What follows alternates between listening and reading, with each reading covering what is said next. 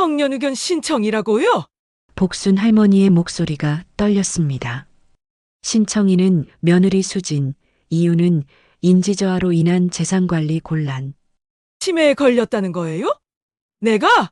할머니의 눈에서 눈물이 흘렀습니다. 아들까지도 수진의 편에 서서 자신을 미치광이로 만들려 하고 있었던 것입니다. 이것들이 이 판을 여기까지 끌고 내려왔단 말이지. 분노와 절망이 폭발했습니다. 오늘 사연을 들려드리기 전에 구독과 좋아요 버튼 한 번씩 눌러주세요. 무료로 할 수 있는 작은 응원이지만 저에게는 큰 힘이 됩니다. 그리고 댓글로 어느 지역에서 들어주고 계시는지 알려주시면 전국 각지 분들끼리 더 재미있게 소통하실 수 있을 거예요. 이 이야기는 바로 그날 아침부터 시작됩니다. 아침 5시 시골집 마당 장독대에 이슬이 맺혔습니다. 김복순 할머니는 72살의 나이에도 새벽녘이면 어김없이 몸을 일으키셨습니다. 허리가 아프고 무릎이 시려도 50년 넘게 지켜온 습관을 버릴 수는 없었습니다. 재래식 싱크대 앞에서 묵은 김치를 헹구며 혼잣말을 하셨죠. 올해는 장맛비가 니네 장파는 또 들뜨겠지. 복순 할머니의 하루는 늘 똑같았습니다. 새벽에 일어나 텃밭 가꾸고 땔감 자르고 장터 갔다 오는 일상의 반복이었죠. 하지만 그 평범해 보이는 일상 속에서도 할머니의 마음 한구석에는 늘 무거운 짐이 하나 있었습니다. 마치 가슴 깊은 곳에 묻어둔 보물 같은, 그러나 동시에 짐이 되어버린 그 무언가 말입니다. 거실 한편에 오래된 전화기가 따르릉 소리를 냈습니다. 벽시계를 보니 아침 7시. 이 시간에 전화를 거는 사람은 하나뿐이었습니다. 아들 준호였습니다. 48살이 된 아들의 목소리는 언제나 바쁘고 서둘렀습니다. 서울 생활이 그를 그렇게 만든 것일까요? 아니면 며느리 눈치를 보느라 그런 것일까요? 엄마, 이번 주말엔 올라오지 마세요. 애들 학원 있고 집도 어수선해요. 복순 할머니의 가슴이 쿵하고 내려앉았습니다. 벌써 2달째 이런 시기였습니다. 지난번엔 집에 감기 환자가 있어서, 그 전엔 아이들 시험 기간이라서였습니다. 핑계는 매번 달랐지만 결론은 같았습니다. 오지 말라는 것이었습니다. 그래. 바쁘면 바쁘다고 해야지. 복순 할머니는 목소리를 최대한 담담하게 유지하려 애썼습니다. 하지만 뒤에서 며느리 수진의 목소리가 날카롭게 끼어들었습니다. 비 걷거요. 냄새벨라. 그리고 다음엔 미리 연락하라고 하세요. 갑자기 오시면 저희도 곤란해요. 그 말을 들은 순간 할머니의 눈가에 뜨거운 것이 맺혔습니다. 냄새라니. 자신이 기른 아들의 아내가 시어머니를 냄새라고 표현하다니. 하지만 할머니는 꾹 참으셨습니다. 아들이 중간에 끼어 힘들어할까 봐서였습니다. 여보, 그렇게 말하지 마. 엄마가 들으실 거 아니야. 들으시면 어때요? 사실인데 시골 냄새 진짜 심해요. 아이들도 할머니 오시면 싫어한다니까요. 수진의 목소리는 점점 더 날카로워졌습니다. 할머니는 이를 악물고 참았습니다. 하지만 마음속 깊은 곳에서는 무언가가 부서지는 소리가 났습니다. 할머니는 말없이 수화기를 내려놓으셨습니다. 그리고 한동안 그 자리에 서서 창밖을 바라보셨죠. 멀리 산자락 너머로 아침 햇살이 스며들고 있었습니다. 이 집에서 바라본 풍경이 벌써 50년이 넘었습니다. 처음 이곳에 왔을 때는 신혼부부였는데 이제는 홀로 남은 노인이 되었습니다. 복순 할머니는 부엌 한 구석으로 걸어가 찬장을 열었습니다. 그 안에는 각종 고지서와 서류들이 차곡차곡 쌓여 있었습니다. 전기요금, 상하수도요금, 농협 적금 통장. 그런 평범한 것들 사이에 유독 두꺼운 서류 봉투 하나가 삐져나와 있었습니다. 종로구청 문화재과라는 붉은 도장이 찍힌 봉투였죠. 복순 할머니는 조심스럽게 그 봉투를 꺼내 잠시 들여다보셨습니다. 그 안에는 등기부등본, 지적도, 보존관리 협약서 같은 어려운 서류들이 들어 있었습니다. 하지만 할머니는 그 서류들의 의미를 누구보다 잘 알고 계셨습니다. 그것은 단순한 종이가 아니라 남편과 함께 평생을 바쳐 지켜온 소중한 유산의 증표였으니까요. 북촌 한옥마을의 오래된 집 5채. 그 모든 것의 진짜 주인이 바로 자신이라는 것을 아는 사람은 이 세상에 몇 명이나 될까요? 아들도 모르고 며느리는 더더욱 모르는 일이었습니다. 할머니는 일부러 그렇게 비밀로 해왔습니다. 돈 냄새가 나면 사람들이 변한다는 것을 너무나 잘 알고 있었으니까요. 할머니는 서류를 다시 봉투에 넣고 장독의 목재 덮개 아래 조심스럽게 숨기셨습니다. 아무도 모르는 곳에, 아무도 찾을 수 없는 곳에 말입니다. 하지만 동시에 할머니는 알고 계셨습니다. 이렇게 숨기는 것만으로는 영원히 지킬 수 없다는 것을 말입니다. 창밖으로 바람이 불어와 오래된 한지 창호가 부르르 떨었습니다. 할머니는 그 소리를 들으며 먼 옛날을 떠올리셨습니다.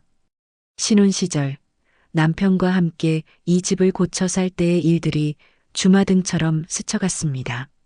거긴 아직 그대로 있겠지. 기와는 햇빛 머금으면 금빛이 되는데. 할머니의 눈가에 오래전 남편과 함께 기와를 얹던 젊은 날의 장면이 스쳐갔습니다. 팔도를 떠돌던 목수였던 남편은 늘 말하곤 했습니다. 복순아, 한옥은 사람이 들어오면 먼저 숨을 쉰다. 그리고 지붕만이라도 지켜내세야 하던 그 말이 아직도 귓가에 생생했습니다. 남편은 평생 남의 집 지붕을 고치며 살았습니다. 비가 새는 기와를 갈아주고 휘어진 석가래를 바로 세우고 낡은 문짝을 새로 달아주는 일이 그의 업이었죠. 그런 남편이 젊은 시절 번 돈을 조금씩 모아서 하나둘 사들인 것이 바로 북촌의 한옥들이었습니다.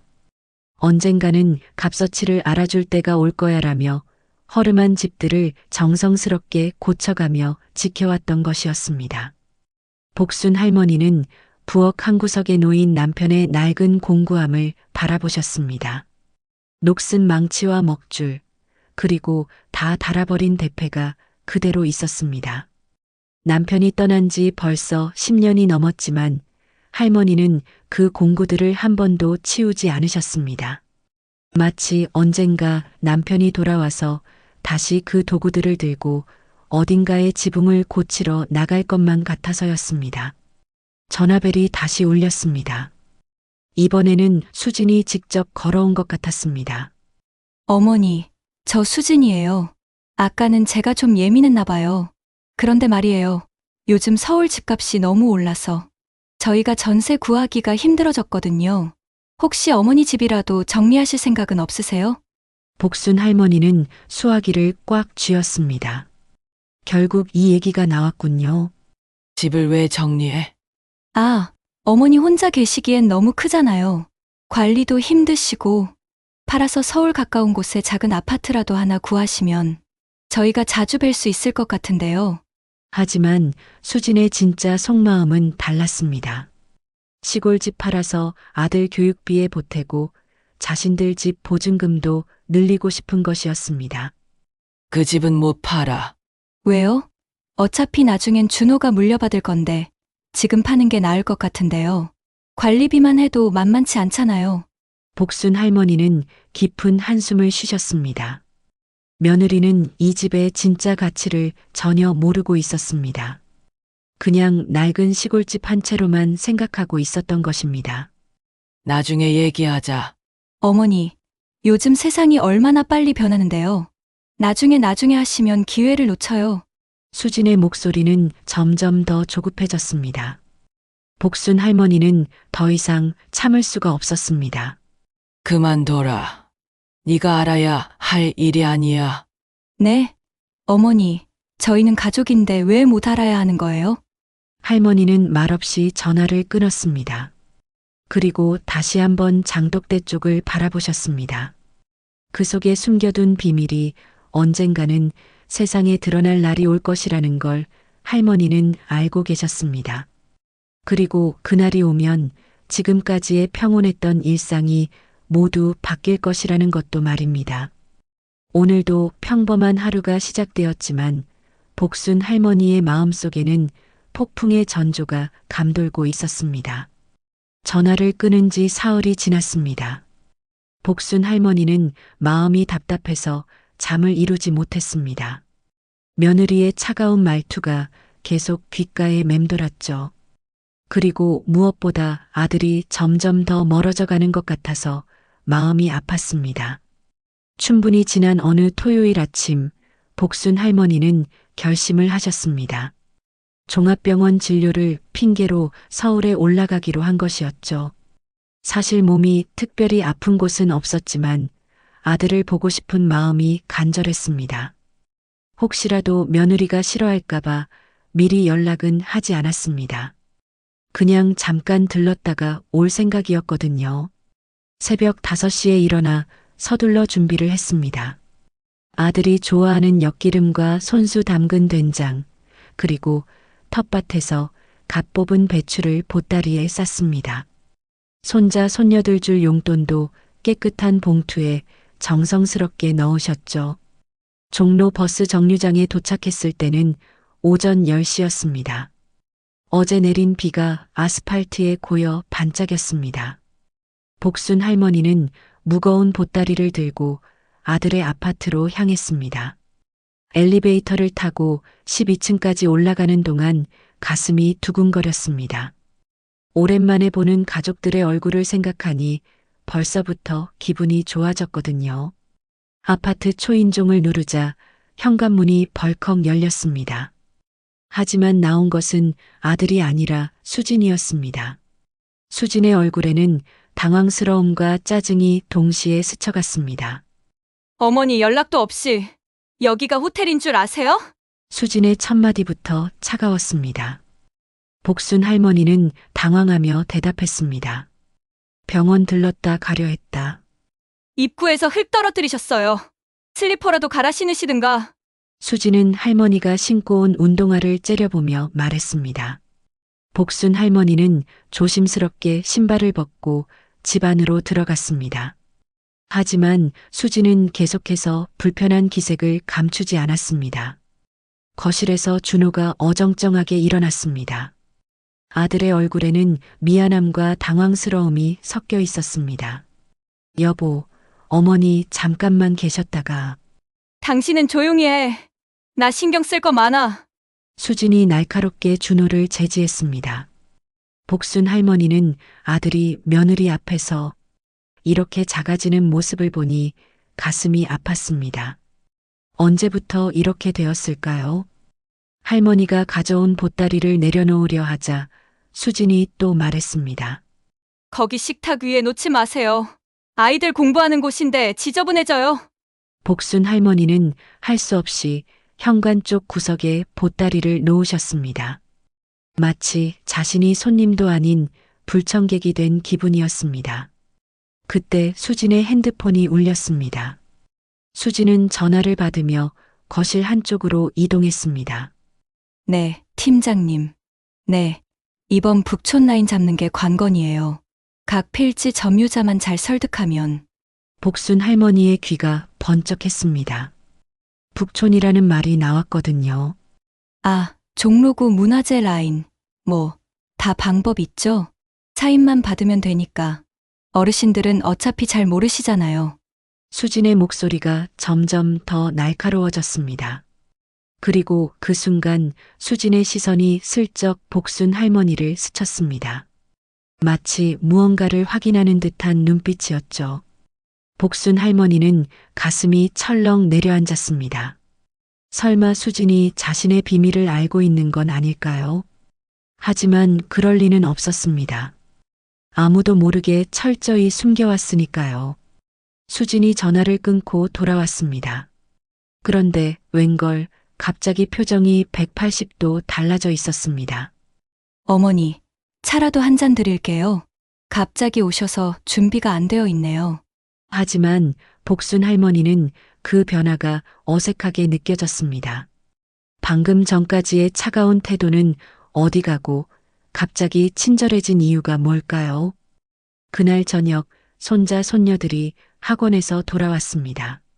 하지만 아이들은 할머니를 반기지 않았습니다. 오히려 불편해하는 기색이 역력했죠. 할머니 왜 또 왔어? 냄새 나잖아. 큰손자 지훈이가 대놓고 말했습니다. 수지는 아이를 말리기는커녕 오히려 웃으며 말했습니다. 지훈아, 할머니한테 그렇게 말하면 안 되지. 하지만 할머니도 좀 씻고 오시지 그랬어. 복순 할머니는 얼굴이 화끈거렸습니다. 시골에서 나름 깨끗이 씻고 정갈한 옷을 입고 왔는데 이런 모욕을 당해야 하는 걸까요?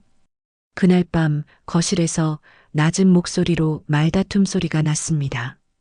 복순 할머니는 작은 방에 누워서 그 소리를 들을 수밖에 없었습니다. 당신 엄마, 저 시골집도 팔라 그래요. 관리도 못하면서 뭐하러 쥐고 있어. 우리 전세부터 걱정해야지. 수진의 목소리였습니다. 그래도 엄마 집인데 준호가 약하게 반박했습니다.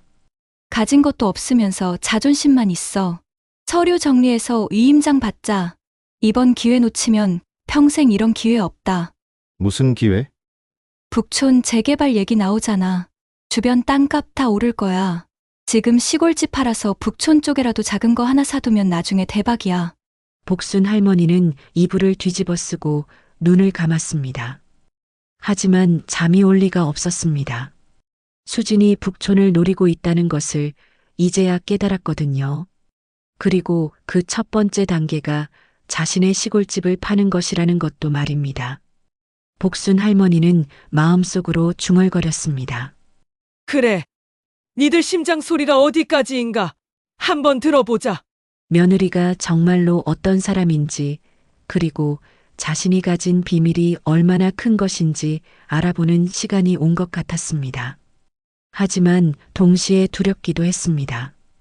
이 비밀이 밝혀지면 가족들과의 관계가 어떻게 될지 모르겠거든요. 새벽이 되어서야 할머니는 간신히 잠이 들었습니다. 하지만 꿈속에서도 수진의 차가운 목소리와 북촌이라는 단어가 계속 맴돌았습니다. 그리고 장독대 아래 숨겨둔 서류들이 자꾸만 떠올랐습니다. 복순 할머니는 알지 못했습니다. 이것이 거대한 폭풍의 시작이라는 것을, 그리고 곧 자신의 평생 비밀이 세상에 드러나게 될 것이라는 것을 말입니다. 도장 찍으라고요? 뭘 모르고 찍으라는 거예요? 며느리 수진이 시어머니를 향해 소리쳤습니다. 하지만 복순 할머니는 그 순간 깨달았습니다. 이것이 단순한 서류가 아니라 자신의 평생 재산을 노린 함정이라는 것을 말이죠. 과연 할머니는 이 위기를 어떻게 헤쳐나가실까요? 이 모든 일은 그날 아침부터 시작되었습니다.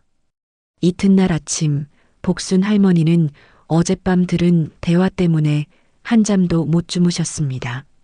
수진이 북촌을 노리고 있다는 것, 그리고 그 첫 번째 단계로 자신의 시골집을 팔려고 한다는 것을 알았거든요. 하지만 정작 수진은 자신이 이미 북촌 한옥들의 진짜 주인이라는 사실은 전혀 모르고 있었습니다. 새벽부터 뒤척이던 할머니는 아침 6시에 일어나 조용히 화장실로 향했습니다. 그런데 웬걸 화장실 문이 잠겨 있었습니다. 안에서는 수진이 한참 동안 샤워를 하고 있었죠. 며느리야, 급해서 그러는데. 할머니가 조심스럽게 노크했지만 대답이 없었습니다. 한참을 기다린 후에야 수진이 나왔는데 얼굴에는 짜증이 역력했습니다. 어머니, 아침부터 왜 이렇게 시끄러워요? 아이들 깰 뻔했잖아요. 미안하다. 급해서. 다음부터는 시간 맞춰서 하세요.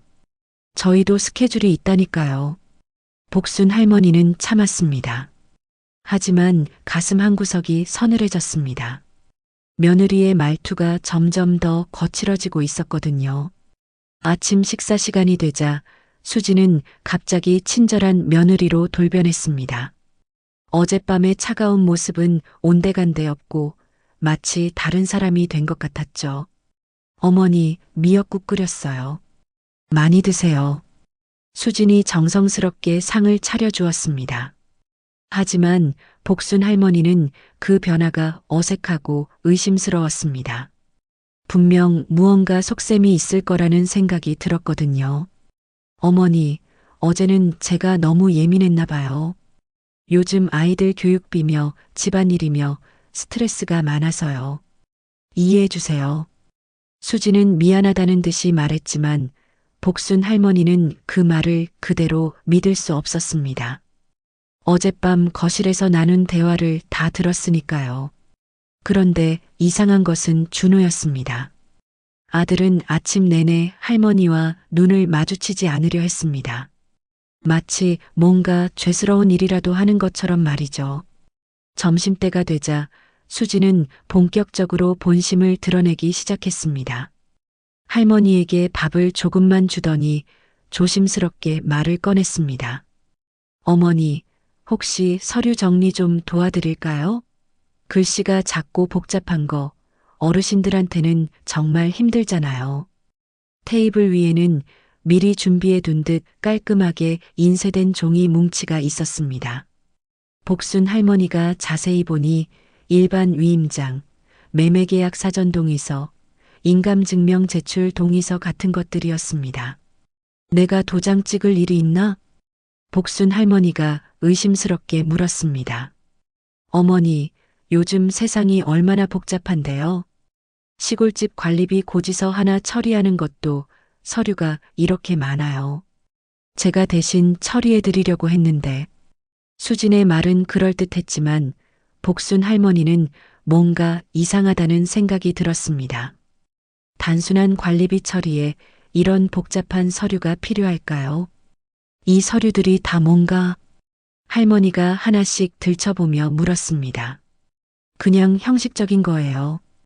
어머니가 직접 오실 수 없으니까 제가 대신 처리한다는 내용이고요.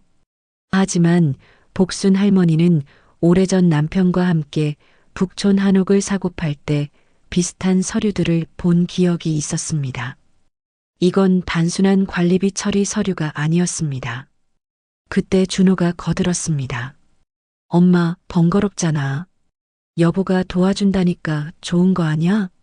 요즘 젊은 사람들이 이런 거 잘해. 그래, 도와준다니 고맙구나. 복순 할머니는 일단 고마워하는 척했지만 속으로는 경계심을 늦추지 않았습니다. 서류를 집어들고 눈을 가늘게 뜨며 자세히 살펴봤습니다. 오타 하나 없는 반듯한 글씨, 어색할 만큼 완벽한 서식이었습니다. 이런 서류를 준비하려면 시간이 꽤 걸렸을 텐데 수진이 언제부터 이런 계획을 세우고 있었던 걸까요? 도장은 마을 이장님이 맡고 계셔. 복순 할머니가 말하자 수진의 눈이 번뜩했습니다. 마치 기회를 놓칠까봐 조급해하는 모습이었습니다. 그럼 이장님 댁으로 같이 가요. 오늘 날씨도 좋고 드라이브 삼아서요. 어머니도 오랜만에 마을 사람들 보시고 좋잖아요. 수진의 목소리는 부드러웠지만 눈빛은 서두르고 있었습니다. 마치 하루라도 빨리 이 일을 처리하고 싶어 하는 것 같았죠. 그런데 그때 수진이 한마디 더 던졌습니다. 어머니, 혹시 몰라서 말씀드리는 건데 요즘 어르신들 중에 사기당하시는 분들이 많아요. 특히 땅이나 집 관련해서요. 그러니까 저 같은 가족이 미리미리 정리해드리는 게 안전해요. 복순 할머니는 그 말을 듣고 소름이 돋았습니다. 누가 누구를 걱정한다는 걸까요? 사기를 치려는 사람이 사기 조심하라고 말하다니.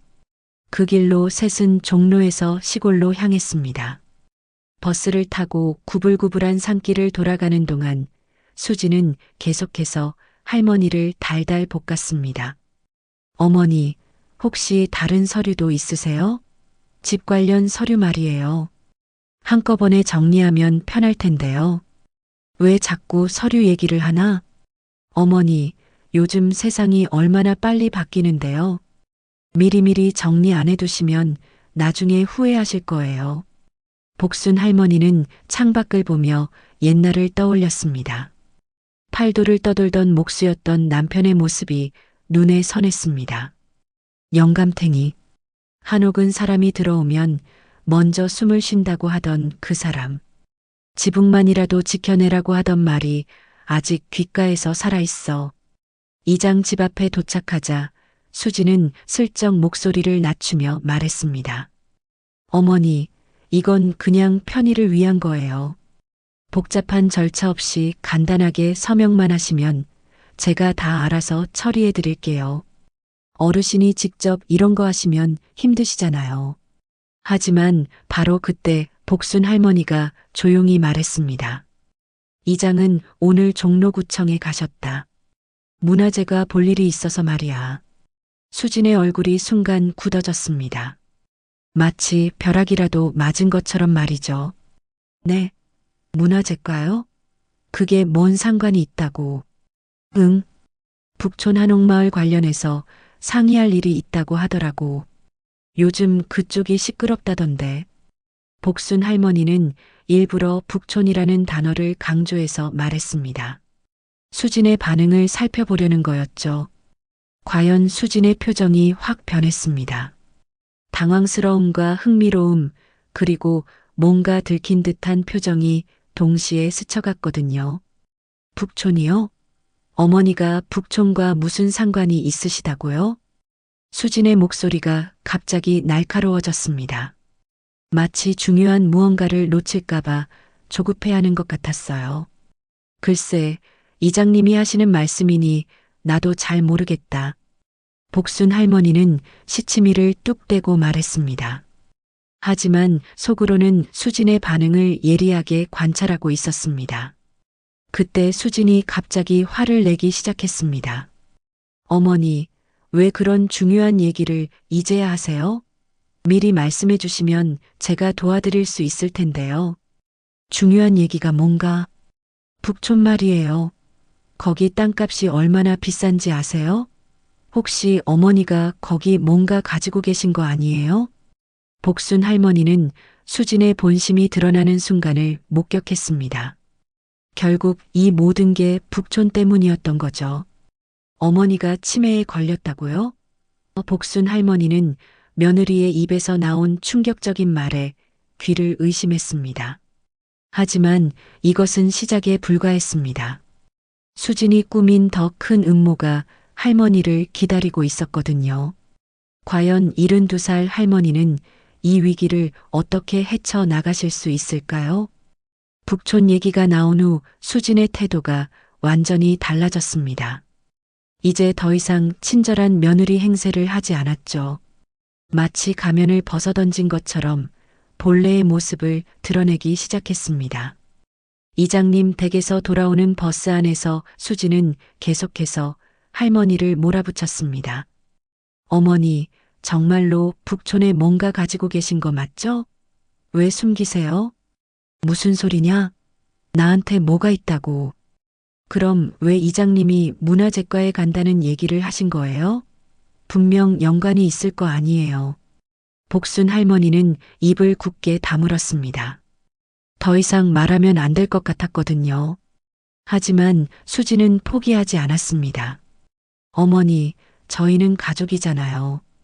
가족끼리 숨길 게 뭐가 있어요? 혹시라도 무슨 문제가 생기면 제가 도와드려야죠. 하지만 수진의 진짜 속마음은 달랐습니다. 분명히 뭔가 있어. 북촌에 땅이라도 있는 건가? 아니면 집이 있는 건가? 이런 생각으로 머릿속이 가득했죠.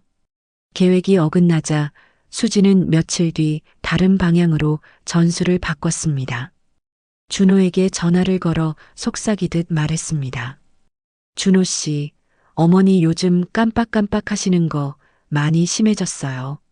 성년의견 신청을 고려해 봐야 할 것 같은데요. 준호는 깜짝 놀랐습니다. 그 정도는 아니야. 엄마가 치매는 아니잖아. 아니긴 뭐가 아니에요.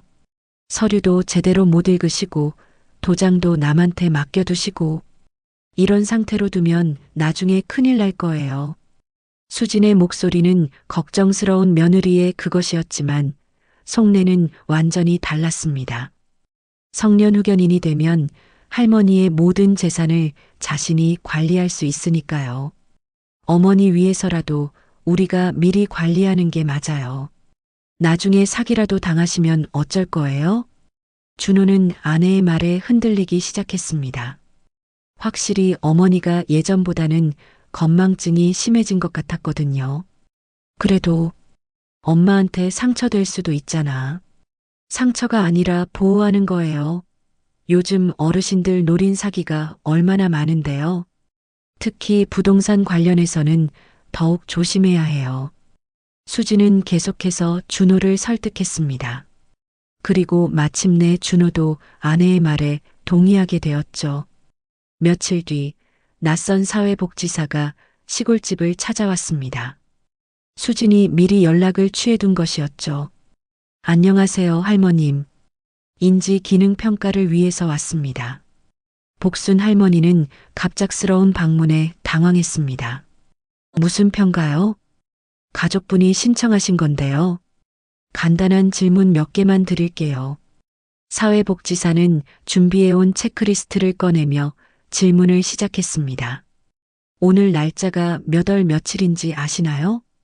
기와가 햇볕을 삼키는 날이에요. 복순 할머니의 대답에 사회복지사는 고개를 갸웃했습니다. 뭔가 이상하다는 표정이었죠. 네, 정확한 날짜를 말씀해 주세요.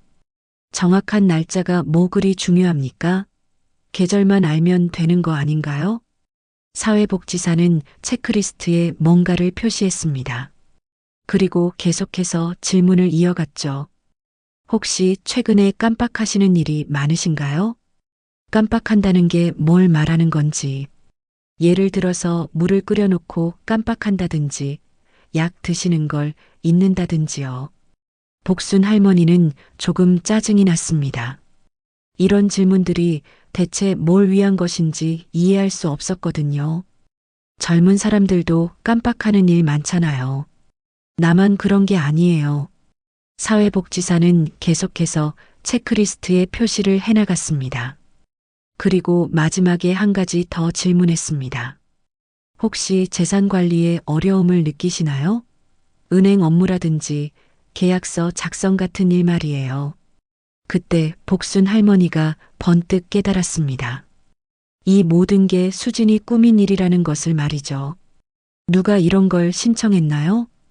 가족분이 신청하셨는데요. 가족이 누군데요? 며느님과 아드님이요. 복순 할머니의 가슴이 쿵 내려앉았습니다. 아들까지도 수진의 편에 선 것이었습니다. 그날 밤 시골집 창문이 비스듬히 열려 있었습니다. 분명히 닫고 잤는데 말이죠. 복순 할머니는 이상해서 집안을 돌아다녀 봤습니다. 거기 누구요? 뒤뜰에서 인기척이 났습니다. 손전등 불빛이 스치듯 지나가더니 빠르게 사라졌죠. 복순 할머니는 급하게 장독대로 달려갔습니다.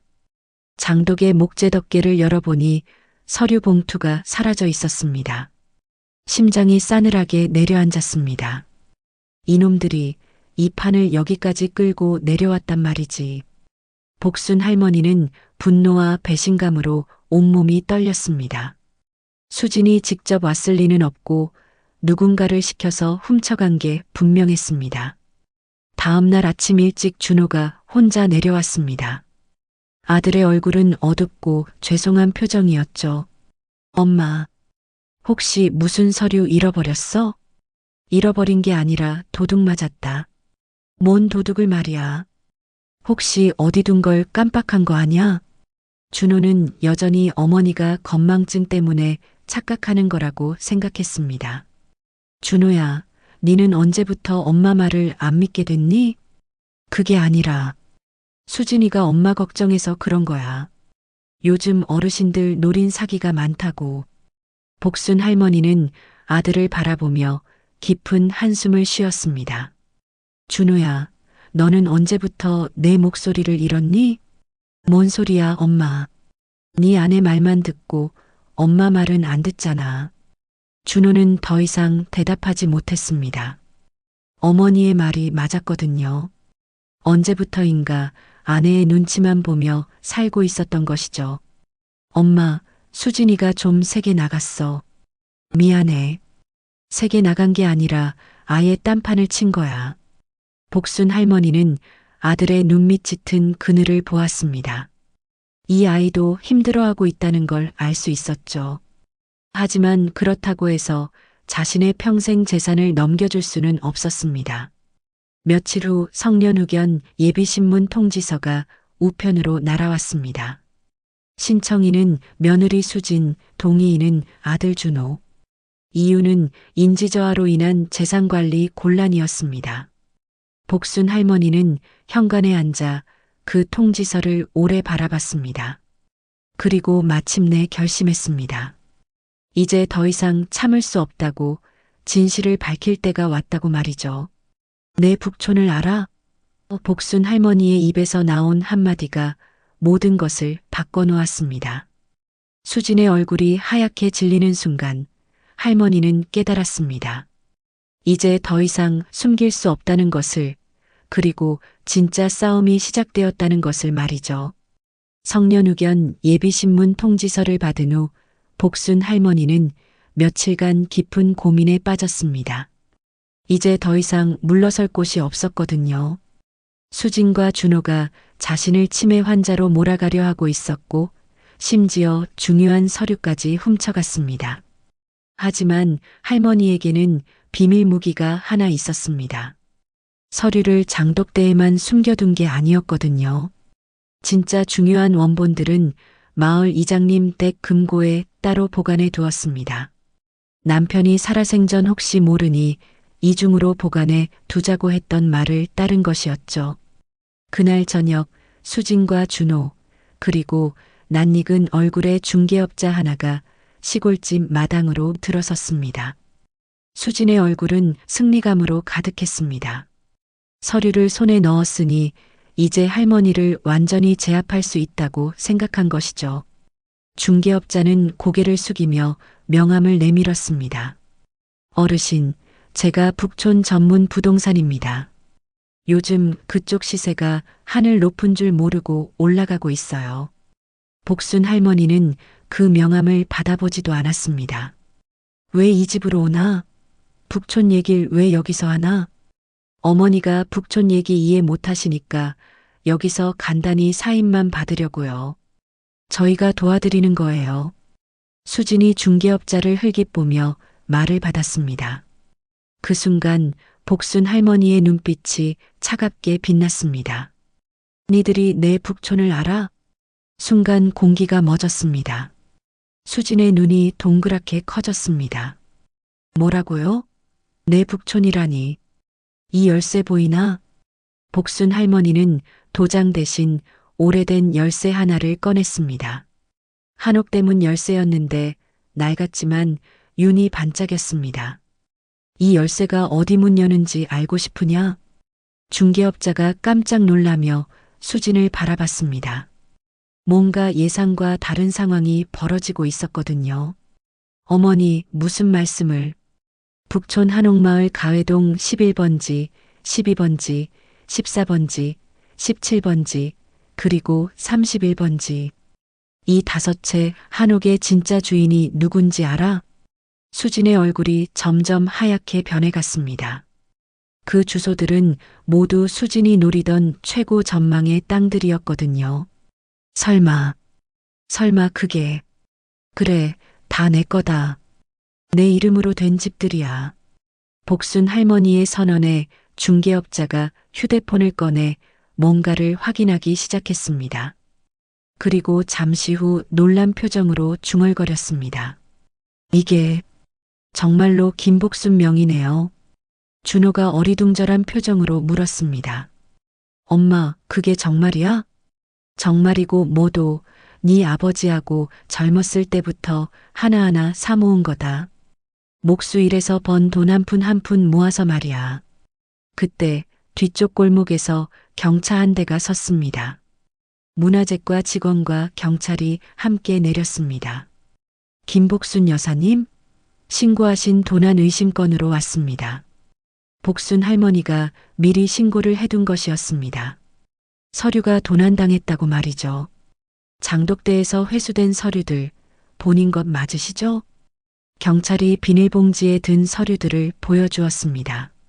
바로 며칠 전 할머니 집에서 훔쳐간 것들이었죠. 수진의 얼굴이 완전히 하얗게 질렸습니다. 저는 그냥 뭐가 그냥이야? 남의 집에 몰래 들어가서 서류 훔쳐간 게 그냥이야? 복순 할머니의 목소리가 단호했습니다. 문화재과 직원이 나서서 설명했습니다. 이 서류들은 문화재 보호구역 내 등록 문화재들의 소유권 증명서들입니다. 함부로 매매하거나 처분할 수 없는 귀중한 문화유산이죠. 중개업자가 황급히 변명했습니다. 저는 몰랐습니다. 그냥 일반 부동산 거래인 줄. 일반 부동산이 아니야. 국가에서 보호하는 문화재들이다. 복순 할머니가 차분하게 말했습니다. 내가 왜 그동안 숨기고 살았는지 알겠냐? 돈 냄새 맡고 달려드는 사람들 때문이야. 준호가 떨리는 목소리로 물었습니다. 엄마, 그럼 우리는 뭘 한 거야? 니들은 니들 어머니를 치매 환자로 만들어서 재산을 빼앗으려 했다. 복순 할머니의 말에 준호가 무릎을 꿇었습니다. 엄마, 미안해. 정말 미안해. 미안하다고 끝나는 일이 아니야. 그때 수진이 갑자기 울음을 터뜨렸습니다. 어머니, 저도 모르고 한 일이에요. 가족을 위해서, 가족을 위한다면서 시어머니를 미치광이로 만들려 했어? 복순 할머니의 목소리는 차갑고 단호했습니다. 그리고 사회복지사까지 시켜서 인지능력 검사를 받게 했잖아. 그게 가족이 할 일이야? 경찰이 수진에게 다가갔습니다. 일단 조사받으러 같이 가셔야겠습니다. 주거침입, 절도, 그리고 사기 의혹까지 있으니까요. 수진이 복순 할머니에게 매달렸습니다. 어머니, 제발. 한 번만 봐주세요. 아이들 때문에라도. 아이들 때문이라면 더더욱 바른 길로 가야지. 복순 할머니는 단호했습니다. 네가 한 일이 얼마나 큰 죄인지 알아? 날 치매 환자로 만들어서 재산을 빼앗으려 했잖아. 문화재과 직원이 중개업자에게 말했습니다. 이런 문화재를 대상으로 한 투기는 중범죄입니다. 관련 업체들도 모두 조사받을 예정이에요. 중개업자가 황급히 사라졌고 수진은 경찰과 함께 조사를 받으러 가게 되었습니다. 준호 혼자 남아서 어머니 앞에 무릎을 꿇고 있었습니다. 엄마, 난 정말 몰랐어. 수진이가 그런 마음으로. 넌 정말 몰랐냐? 성년후견 신청할 때도 준호는 대답할 수 없었습니다. 어딘가 마음 한구석에서는 이상하다고 생각했었거든요. 준호야, 너는 언제부터 내 어머니보다 남을 더 믿게 됐니? 엄마, 나는 네가 그렇게 잘한 줄 몰랐다. 복순 할머니의 말에 준호가 눈물을 흘렸습니다. 그날 밤 복순 할머니는 혼자 앉아서 남편의 사진을 바라봤습니다. 영감탱이, 이제 다 끝났어. 네가 평생 지키라던 그 집들, 이제 세상에 다 알려졌다. 하지만 할머니의 마음은 편치 않았습니다. 가족이 이렇게 무너져 버린 것이 과연 옳은 일이었을까 하는 생각이 들었거든요. 파출소에서 조사를 마치고 돌아온 것은 이틀 후였습니다. 수지는 훔친 서류들 때문에 벌금형을 받았고 중개업자는 업무정지 처분을 당했습니다. 하지만 복순 할머니의 마음은 전혀 시원하지 않았습니다. 가족이 이렇게 흩어져 버린 것이 과연 옳은 일이었을까 하는 생각 때문이었죠. 그날 저녁 준호 혼자 시골집을 찾아왔습니다.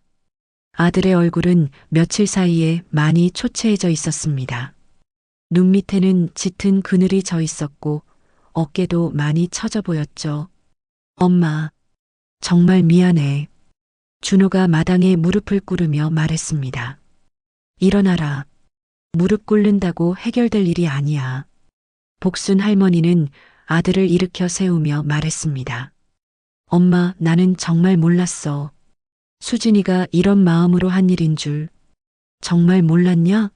성년후견 신청할 때도, 사회복지사 불러서 나를 치매 환자로 만들려 할 때도 준호는 대답하지 못했습니다. 사실 어딘가 마음 한구석에서는 이상하다고 생각했었거든요. 하지만 아내의 말이 더 그럴듯하게 들렸고 무엇보다 편했습니다. 복순 할머니는 아들을 데리고 사랑방으로 들어갔습니다. 그리고 큰 목함을 하나 꺼냈습니다. 오래된 목함이었는데 남편이 생전에 정성스럽게 만든 것이었죠. 이걸 보여주마. 목함을 열자 오래된 서류들이 가득 들어 있었습니다. 등기부등본, 지적도, 보존관리 협약서, 그리고 그 사이사이에는 흑백 사진들이 끼워져 있었습니다. 이게 뭐야, 엄마? 네 아버지와 내가 평생 지켜온 것들이다. 복순 할머니는 50년 전 사진 한 장을 꺼냈습니다. 젊은 남녀가 나란히 도장을 찍고 있는 사진이었죠. 이게 첫 번째 집을 살 때 사진이야. 네 아버지 26, 나는 23이었지. 사진 속 남편은 정말 젊었습니다. 지금의 준호보다도 어려 보였죠. 그리고 복순 할머니는 정말 예뻤습니다. 아버지가 목수였다는 건 알았는데 이렇게 많은 집을 샀을 줄은 몰랐어. 처음엔 허름한 한옥 하나였어. 지금은 문화재가 됐지만 그때는 아무도 거들떠보지 않던 낡은 집이었지. 복순 할머니는 차근차근 설명해 주었습니다. 네 아버지가 그랬어. 한옥은 사람이 들어오면 먼저 숨을 쉰다고. 그리고 언젠가는 이 집들의 진짜 가치를 알아주는 사람들이 있을 거라고. 준호가 서류들을 하나씩 들춰보았습니다. 모든 서류에 부모님의 이름이 또박또박 적혀 있었습니다. 엄마, 그럼 우리가 정말 부자였던 거야? 부자라고 할 수는 없어. 그냥 지킨 거지. 네 아버지가 떠돌며 기와 얹고 석갈에 갈아주며 번 돈을 한 푼 한 푼 모아서 하나씩 사들인 거야. 복순 할머니의 목소리에 그리움이 묻어났습니다. 그런데 왜 숨기셨어? 우리한테 말씀해 주시지. 숨긴 게 아니야. 지킨 거지. 할머니가 단호하게 말했습니다. 돈맛이 나면 지붕이 먼저 무너진다고 네 아버지가 그랬어. 사람들이 변하더라고. 돈 있다는 소문만 나면 온갖 사람들이 달려들어. 준호는 이제야 어머니의 마음을 이해할 것 같았습니다. 그래서 시골에서 이렇게 살고 계신 거였구나. 그래. 가진 거 많을수록 사람 눈이 변하는 걸 봤거든. 그래서 조용히 살기로 했지. 덜 의심받고 덜 다툴라고. 복순 할머니는 또 다른 서류를 꺼냈습니다. 전통 한옥의 원형 보전을 위한 협약서였습니다. 우리가 단순히 소유자가 아니야. 문화재 보호 협약을 맺은 관리인이지. 함부로 팔거나 헐 수 없어. 준호가 깨달았습니다. 어머니가 왜 그렇게 완강하게 거부했는지를 말이죠. 엄마, 수진이가 알았다면 뭐가 달라졌겠니? 더 악착같이 뺏으려 했을 거야. 복순 할머니의 말에 준호는 할 말이 없었습니다. 아내의 성격을 생각해 보니 정말 그랬을 것 같았거든요. 근데 이번에 알았다. 숨기는 건 지키는 게 아니구나. 할머니가 조용히 말을 이었습니다. 지키려면 알려야지, 지켜달라고 부탁해야지. 혼자서는 한계가 있더라고. 준호가 고개를 숙였습니다. 엄마, 저는 뭘 한 거예요? 어머니를 치매 환자로 만들려고 했잖아요. 너도 속은 거야. 하지만 그건 변명이 안 돼. 복순 할머니의 목소리가 엄격해졌습니다. 아내 말만 듣고 어머니 말은 안 들었잖아. 그게 잘못이야. 준호가 눈물을 흘리며 말했습니다. 엄마, 저는 언제부터 이렇게 된 거예요? 언제부터 제 목소리를 잃어버린 거예요? 그건 내가 답해야 할 질문이야. 복순 할머니는 아들의 어깨에 손을 올렸습니다. 하지만 아직 늦지 않았어. 다시 시작하면 돼. 어떻게요? 먼저 네 아내한테 제대로 말해. 이 집안의 진짜 가치가 뭔지, 그리고 왜 함부로 건드려서는 안 되는지. 준호가 고개를 끄덕였습니다. 그리고 앞으로는 네가 가장 노릇을 제대로 해. 아내 눈치만 보지 말고. 네, 엄마. 복순 할머니는 마지막 서류 하나를 더 꺼냈습니다. 이건 유언장이야. 이 집들을 어떻게 관리할지에 대한 내용이지. 준호가 놀란 표정으로 물었습니다. 유언장요? 나도 늙었어. 언젠가는 이 일을 넘겨줘야지. 하지만 아무나한테 맡길 수는 없어. 할머니가 유언장을 펼쳤습니다. 이 집들은 단순한 부동산이 아니야. 우리 문화를 지키는 보물이지. 그걸 이해하고 제대로 관리할 수 있는 사람한테만 맡길 수 있어. 엄마, 너한테 맡기고 싶어. 하지만 조건이 있어. 복순 할머니가 진지하게 말했습니다. 첫째, 절대로 팔면 안 돼. 둘째, 문화재로서의 가치를 훼손하면 안 돼. 셋째, 이 집들에 사는 사람들을 보호해야 돼. 준호가 고개를 끄덕였습니다.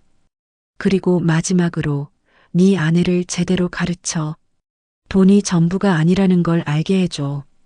그날 밤 준호는 어머니와 함께 오랫동안 이야기를 나눴습니다. 아버지의 이야기, 한옥을 지키며 살아온 이야기, 그리고 문화재의 소중함에 대해서 말이죠. 새벽이 되어서야 준호가 서울로 돌아갔습니다. 그리고 복순 할머니는 혼자 남아 남편의 사진을 바라봤습니다. 영감탱이, 이제 우리 비밀이 세상에 알려졌어.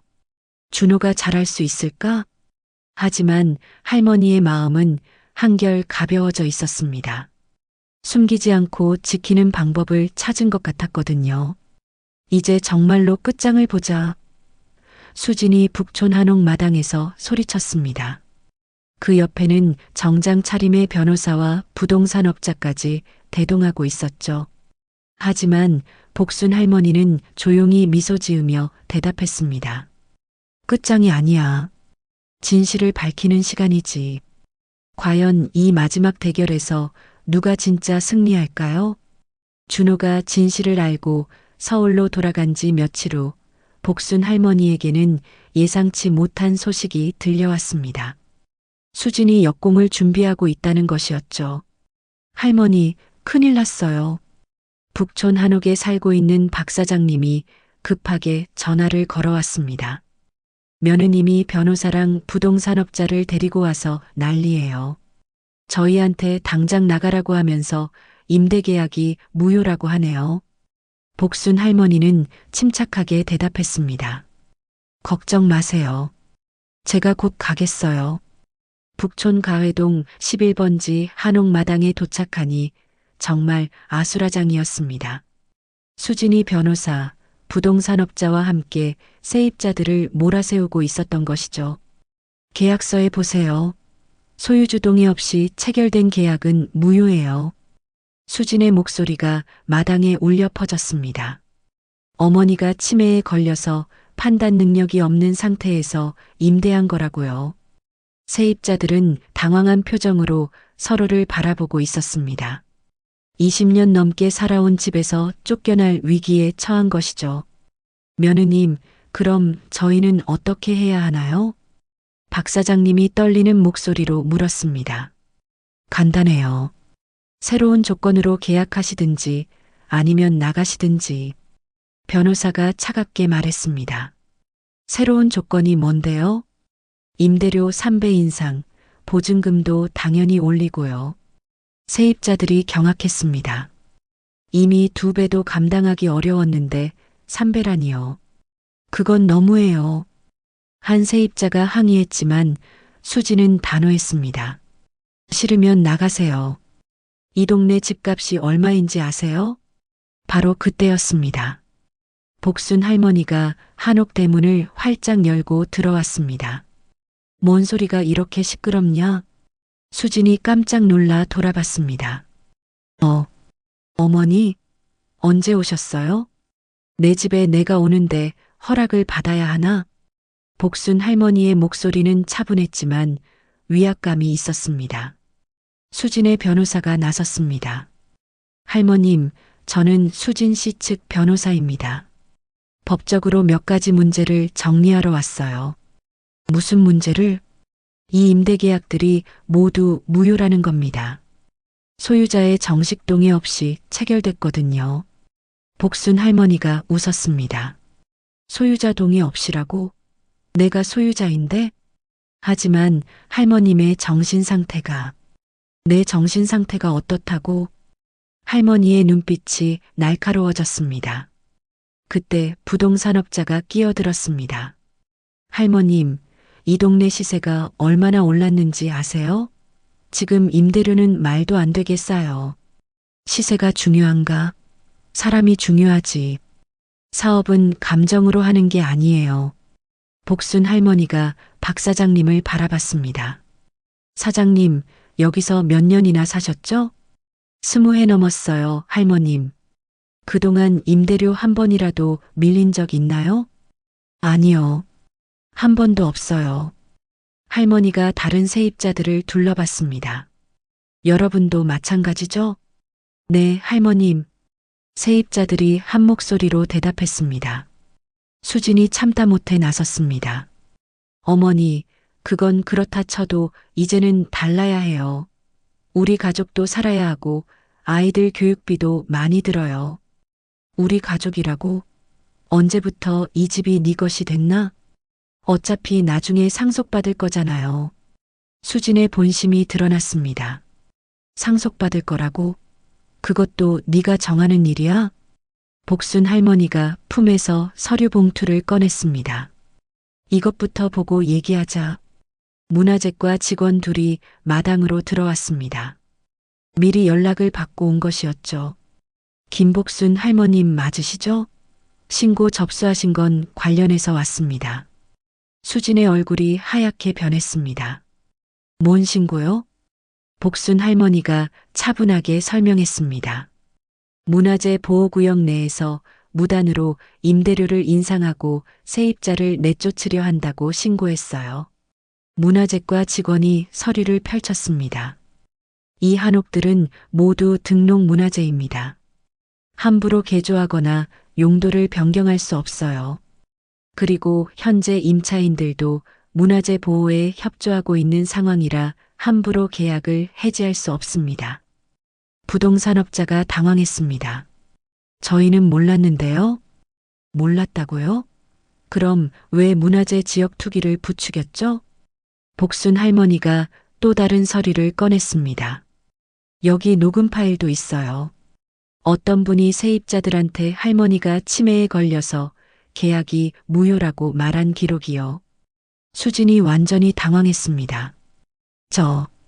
저는 그런 뜻으로 한 게 아니에요. 그런 뜻이 아니었다면 어떤 뜻이었어? 그때 복순 할머니 편 변호사가 도착했습니다. 할머님, 늦어서 죄송합니다. 변호사가 서류 뭉치를 꺼내며 설명했습니다. 수진 씨가 준비했던 위임장과 각종 서류들을 분석해 봤습니다. 분석 결과가 어떻게 나왔나요? 명백한 사기 시도입니다. 할머님을 치매 환자로 만들어 재산을 가로채려던 계획적 범죄죠. 수진의 변호사가 반박했습니다. 그건 추측일 뿐이에요. 추측이라고요? 복순 할머니의 변호사가 또 다른 증거를 제시했습니다. 여기 성년 의견 신청서를 보세요. 신청 이유가 인지저하로 인한 재산관리 곤란이라고 되어 있어요. 하지만 정작 의학적 진단서는 없죠. 그냥 간단한 인지검사만 했을 뿐이에요. 문화재과 직원이 추가로 설명했습니다. 더 문제가 되는 건 이분이 임대료 인상을 빌미로 세입자들을 내쫓으려 했다는 점입니다. 문화재 보호구역에서 이런 행위는 중범죄에 해당합니다.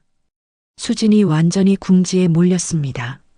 저는 정말 가족을 위해서라고 박 사장님이 분노한 목소리로 말했습니다. 그래서 저희 같은 서민들은 쫓겨나야 한다는 거예요? 다른 세입자들도 하나둘 목소리를 냈습니다. 저희도 가족이 있어요.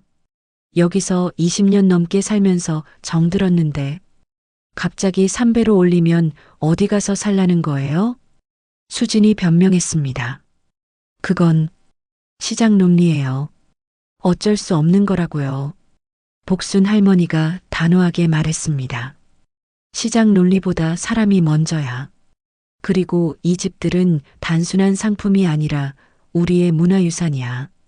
할머니가 마당 한가운데 서서 모든 사람들을 바라봤습니다. 여러분, 이 기와 하나하나가 다 의미가 있어요. 우리 조상들의 손때가 묻은 보물이라고요. 세입자들이 고개를 끄덕였습니다. 할머님 말씀이 맞아요.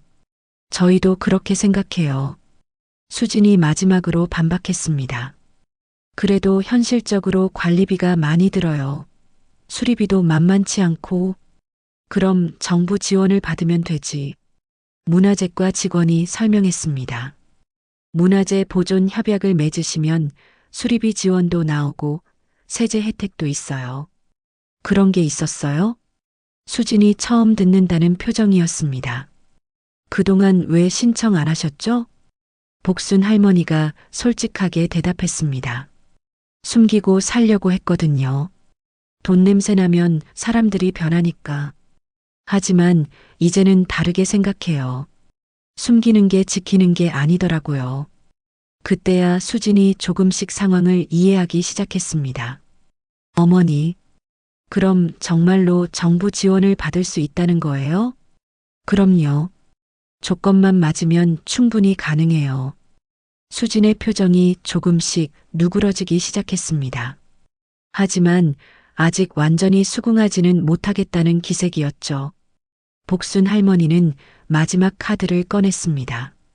그리고 수진아, 한 가지 더 말해줄 게 있어. 뭐예요? 이 집들 말고도 시골에 땅이 좀 더 있어. 나중에 너희가 물려받을 거야. 수진의 눈이 번뜩였습니다. 정말요? 하지만 조건이 있어. 이 세입자분들을 가족처럼 대접해야 해. 수진이 마침내 무릎을 꿇었습니다. 어머니, 정말 죄송해요. 어머니, 사실은 저희가 너무 힘들었어요. 힘들었다고? 네, 아이들 교육비에 전세금 압박에. 회사 동료들은 다 잘 사는데 저희만 늘 쪼들려서. 수진이 울먹이며 말했습니다. 그래서 조금이라도 보태려고 부동산 일을 시작했는데 그때 북촌 얘기를 듣게 된 거예요. 복순 할머니가 조용히 들어주었습니다. 정말 가족을 위해서 한 거예요. 하지만 방법이 잘못됐다는 걸 이제 알겠어요. 복순 할머니가 수진의 손을 잡아 일으켰습니다. 수진아, 마음은 이해한다. 하지만 이제부터는 다르게 해보자. 어떻게요? 이 한옥들로 제대로 된 일을 만들어 보는 거야. 수진의 눈빛이 조금씩 밝아졌습니다. 그럼 저도 정말 도움이 될 수 있을까요? 물론이지. 하지만 이번엔 제대로 해야 해. 돈이 아니라 사람을 먼저 생각하면서. 겨울이 오기 전 북촌 한옥마을에는 특별한 변화가 일어났습니다. 복순 할머니가 공개한 진실 이후 이곳은 단순한 관광지가 아니라 진짜 문화유산으로 새롭게 태어나고 있었습니다. 그리고 그 중심에는 70대 할머니의 따뜻한 마음이 있었죠. 한옥의 대청마루에 새 문풍지가 붙었습니다. 복순 할머니가 직접 서울로 올라와서 수진과 함께 붙인 것이었습니다. 며느리는 이제 완전히 달라져 있었습니다. 더 이상 돈만 쫓는 사람이 아니라 진짜 며느리가 되어 있었죠. 어머니, 이 문풍지 정말 예뻐요. 옛날 방식 그대로네요. 그래야 한옥다운 거지. 모든 게 다 의미가 있는 거야. 복순 할머니는 수진에게 하나하나 설명해 주었습니다. 왜 한지를 써야 하는지, 왜 이런 무늬를 넣는지, 모든 것에는 조상들의 지혜가 담겨 있다고 말이죠. 저녁마다 한옥들에는 따뜻한 등불이 켜졌습니다. 세입자들이 이제는 단순한 임차인이 아니라 문화재 지킴이라는 자부심을 가지고 살고 있었거든요. 마당 한켠의 감나무에는 주홍빛 열매가 주렁주렁 달려 있었고 아이들이 와서 놀기도 했습니다. 복순 할머니는 가회동 11번지 사랑방 한켠을 자신의 방으로 삼았습니다. 이제는 시골집과 한옥을 오가며 살기로 한 것이죠. 작은 탁자 위에는 남편의 망치와 먹줄이 정성스럽게 놓여 있었습니다. 영감탱이, 이제 됐나? 네가 그렇게 지키라던 지붕들, 이제 제대로 지켜지고 있어. 할머니는 남편의 도구들을 어루만지며 혼잣말을 했습니다. 그때 준호가 퇴근 후 찾아왔습니다. 요즘 준호는 매일 저녁마다 한옥을 찾았습니다. 골목 어르신들의 집수리를 도와주기 위해서였죠. 엄마 나왔어요. 오늘은 12번지 할아버지 집 문짝 고쳐드릴게요. 그래, 고맙다. 준호는 아버지의 공구를 들고 나가서 이웃집 수리를 시작했습니다. 기와 틈새를 메우고 삐걱거리는 문짝을 새로 달고 그런 일들이 이제는 전혀 낯설지 않았습니다. 엄마, 신기해요. 나도 아버지 손을 닮았나 봐요. 망치질이 좋아요. 늦게라도 찾았으면 된 거야. 복순 할머니는 흐뭇한 표정으로 아들을 바라봤습니다. 이제야 진짜 아들다운 모습을 되찾은 것 같았거든요. 수진도 완전히 달라졌습니다. 시장통에 나가서 노포 사장들의 명단을 적어오고 임대료 인상분을 모두 돌려드렸습니다. 그리고 겨울 난방유 지원까지 약속했죠. 어머니, 임대료 인상분 전부 돌려드렸어요. 그리고 겨울 난방유도 준비했고요. 잘했다. 그게 진짜 사과야. 복순 할머니는 수진의 변화에 만족스러워했습니다. 그런데 어머니, 제가 하나 제안이 있어요. 뭔가 이 한옥들을 제대로 알리면 어떨까요? 단순한 관광지가 아니라 살아있는 문화재로 말이에요. 수진의 아이디어는 정말 좋았습니다. 한옥 체험 프로그램을 만들고 전통 문화 교육도 하고 그런 것들 말이죠. 그리고 수익금은 한옥 보수비와 세입자분들 지원했으면 좋을 것 같아요. 복순 할머니가 고개를 끄덕였습니다. 좋은 생각이다. 그렇게 하자. 며칠 뒤에는 더 놀라운 일이 있었습니다. 동네 아이들이 마당에서 뛰어놀기 시작한 것이죠. 복순 할머니는 아이들에게 나눠줄 군고구마를 준비하며 말했습니다. 얘들아, 이 지붕은 너희들 거다. 오래 보고, 오래 듣고, 오래 살아라. 아이들이 환하게 웃으며 대답했습니다. 할머니, 이 집 정말 멋있어요. 그럼 우리나라에서 제일 아름다운 집들이야. 복순 할머니는 장부 한 구석에 새로운 계획을 적었습니다. 한옥 장학생 목수를 배우고 싶어하는 아이들을 위해 매년 둘씩 지원하는 것이었습니다. 영감탱이, 네 기술을 이어받을 아이들이 생길 거야. 그날 저녁 온 가족이 한옥 마당에 모였습니다. 준호와 수진 그리고 손자 손녀들까지 모두 함께였죠. 아이들도 이제는 할머니를 진심으로 따랐습니다. 할머니, 이 집 우리가 계속 지킬 수 있어요? 큰 손자 지훈이가 물었습니다. 물론이지. 하지만 조건이 있어. 뭐예요? 이 집들이 단순한 재산이 아니라 문화재라는 걸 항상 기억해야 해. 그리고 여기 사는 사람들을 가족처럼 생각해야 하고. 아이들이 고개를 끄덕였습니다. 그리고 무엇보다 중요한 건 돈보다 사람이 먼저라는 걸 잊으면 안 돼. 마당 끝에서 준호의 목소리가 들렸습니다. 엄마, 오늘은 제가 장작 패올게요. 복순 할머니는 대답 대신 웃었습니다. 손끝을 스치는 바람이 따뜻했습니다. 밤바람이 기와를 스치며 낮은 소리를 냈습니다. 그 소리는 마치 노래 같았습니다. 오래된 집들이 다시 숨을 쉬기 시작한 것 같았거든요. 복순 할머니는 조용히 눈을 감았습니다. 숨기지 않고 지키는 법. 결국 사람을 먼저 생각하는 것이었구나. 기와 위로 별빛이 번졌습니다. 그리고 오래된 집은 사람들의 숨을 천천히 받아들이며 다시 한번 깊게 숨을 쉬기 시작했습니다. 몇 달 후 북촌 한옥마을은 전국적으로 유명한 문화재 보존 모델이 되었습니다. 복순 할머니의 이야기는 많은 사람들에게 감동을 주었고 진짜 가치가 무엇인지 생각해 보게 만들었죠. 그리고 가장 중요한 것은 가족이 다시 하나가 되었다는 것이었습니다. 돈 때문에 갈라졌던 마음들이 진짜 사랑으로 다시 이어졌습니다. 복순 할머니는 이제 확신했습니다. 지키는 것은 숨기는 것이 아니라 함께하는 것이라고. 그리고 진짜 보물은 집이 아니라 그 안에 사는 사람들의 마음이라고 말이죠. 바람이 다시 기와를 스쳤습니다. 이번에는 더욱 따뜻하고 부드러운 소리였습니다. 오늘 복순 할머니의 이야기는 어떠셨나요? 나이가 들어도 당당하게 자신을 지키고 진짜 가치를 깨달아가는 할머니의 모습이 정말 감동적이었습니다. 혹시 구독과 좋아요를 아직 누르지 않으셨다면 꼭 눌러주세요. 그리고 댓글로 오늘 이야기에 대한 소감도 들려주시고 어느 지역에서 들어주고 계시는지도 알려주세요.